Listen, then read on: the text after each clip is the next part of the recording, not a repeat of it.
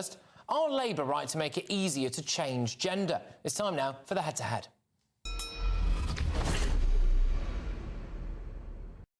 Well, remarkably, Labour have announced plans to make it easier to change gender by scrapping the panel of doctors and lawyers currently needed to approve a gender recognition certificate and instead requiring just one doctor to be involved in the process. Sir Keir Starmer's party are considering allowing GPs, not gender specialists, to sign off the legally binding documents. But the decision could prove to be a political headache for Starmer in the run-up to the next election.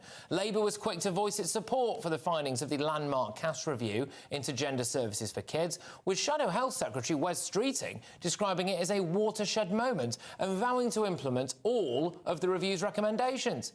And Starmer himself finally admitted that a woman is an adult human female last year after months of dodging the question. That came at the same time as his party dropped its plans to allow gender self-ID in the wake of the SNP's disastrous Gender Recognition Act. Look, fast forward to today, and Labour appears to be hurtling back towards a more lax position on gender and indeed women's rights. So, are Labour right to make it easier to change gender? Let me know your thoughts. Go to gbnews.com/your say or tweet me at GBNews. And while you're there, go and vote in our poll. I'll bring you the results very shortly. But first, going head-to-head on this, are the founder of See Change Happen, Joanne Lockwood, and the co-founder and CEO of Sex Matters, Maya Forstater. Both of you, thank you very, very much.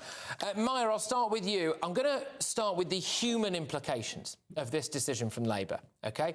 If Labour makes it easier for people to change gender, will it mean more lives are ruined?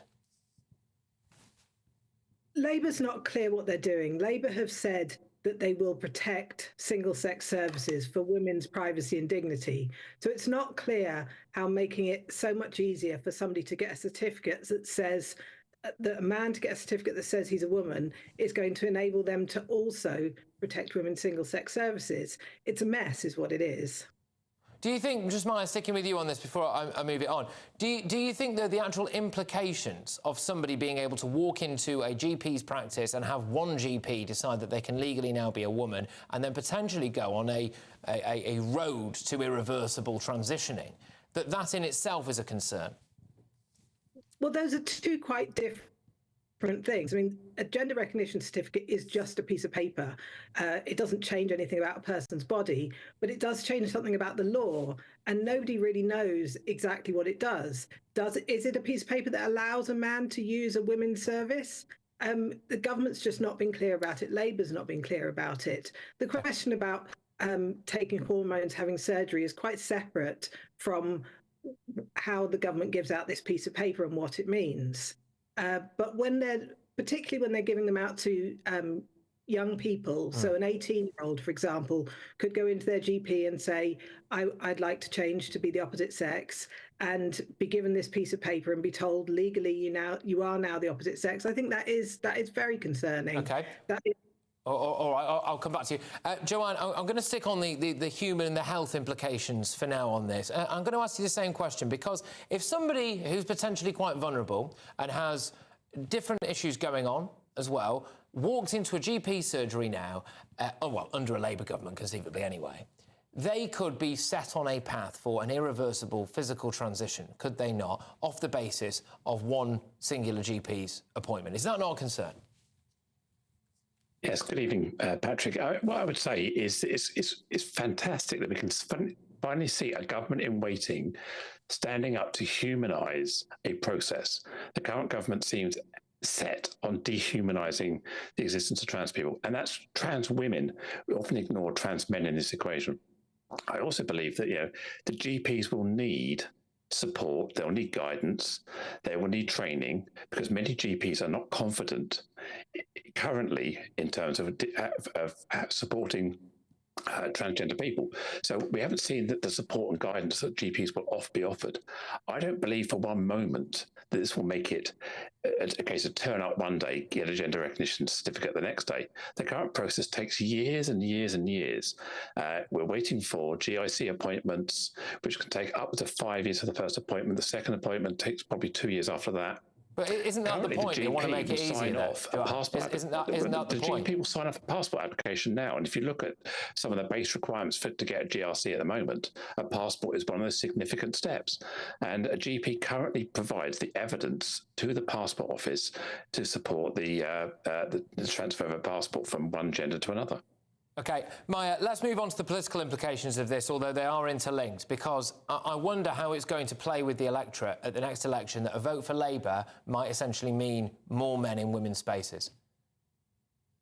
We know from polling that that's not what people want. What people want is privacy and dignity, single-sex spaces, and also unisex spaces so that everyone's included. And Labour knows this. Labour has said that this is what they're going to deliver. But then on the other hand, they're also saying they're going to make it easier for people to pay £5 to go into their GP and to get a certificate that says they're the opposite sex. These two things don't add up. So they're going to have to explain themselves to the electorate.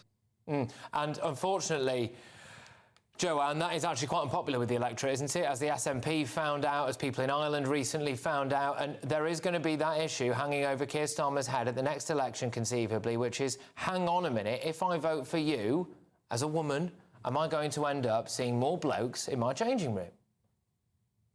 No, you won't. You won't see more blokes because the trans men will obviously use the men's changing rooms, and the trans women, who are women, will be used the female changing rooms. You won't be seeing more blokes anywhere. This is simply a scaremongering technique. We're seeing misinformation being put out around the popularity of these anti-trans views. The reality is most people are supportive. If you look at corporate England, corporate Wales, corporate Scotland, you're seeing a lot more support and love and support for trans people. So I think all this negative rhetoric, it just doesn't play out in reality. People keep talking about it, but it just doesn't play out, Patrick. Well, I mean, it does, really, when you actually look at... It's all very well and good saying about the corporates, right? But we all know who the corporate people have been captured by, whereas when it comes to actual public opinion polls, etc. It's all very well and good when you ask people questions like, do you support someone's right to exist or something? Yeah, fine. But when you ask women, Maya, do you want trans people in your changing rooms? They tend to say no. Well, do you want male people in your changing rooms is what you're asking. I mean, call yourself what you like, wear what you like, but I see you as a bloke. And if you're in a changing room with me or with other women, they're going to see you as a bloke. And it doesn't matter what the corporate bosses say. This is about what women and girls want and need, which is privacy and dignity from male people. OK, Joanne, final word to you. You're creating that myth and you're propagating that myth. The reality is that most people are supportive, and you can keep saying to the cows come home that there's this tide of backlash, but it's not. It's a minority view. It's a vocal minority view. So, all right, I mean, is it a vocal minority of you, Maya, or actually, as many people think, it might be the other way around? No, when you ask most people, they say they support trans people to live their life free from violence, free from discrimination, but they don't support male people to be in women's hospital wards, in women's showers, in women's changing rooms. It's just not right. Okay. I don't want men in my changing rooms either. I'm a woman. I will be in a changing room that is safe from predatory men, the same as you want to be. Sorry, you're not. OK, all right. I think that seems like a good point to... lawfully, actually, legally, I am. So well, exactly. I'm afraid... And this is the point.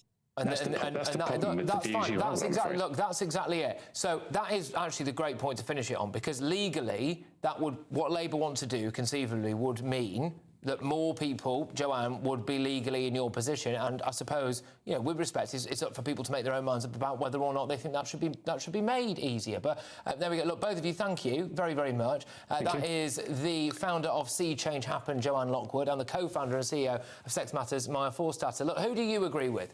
Would the Labour Party be right to simplify this gender-changing process? Amy on X says, Labour has a massive lead in the polls due to the Tories being useless.